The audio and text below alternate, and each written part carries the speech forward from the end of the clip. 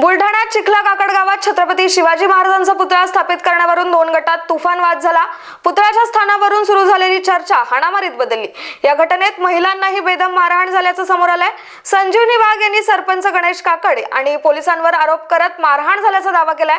मात्र सरपंच काकड यांनी या आरोपांना फेटाळलंय। मिळून ठरवून केलेला प्लॅन होता।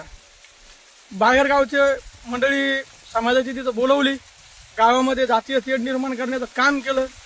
तरी माझे सर्व समाज बांधवांना विनंती आहे, कृपया करून की कोणी गावामध्ये जातीय सलोखा बिघडन किंवा जातीय वातावरण दूषित होईल असे कृत्य करू नका किंवा बोलू नका। आणि याचे सर्व मला जाणीव असल्यामुळे मी स्वतः आज पोलीस स्टेशनमध्ये आत्मसमर्पण करीत आहे। माझी पुराव्यानिशी मी स्वतः तिथे हजर होत आहे, कारण माझ्याकडे सर्व रीतसर केलेले पत्रव्यवहार आहे माझ्या ग्रामपंचायतीनं केलेले।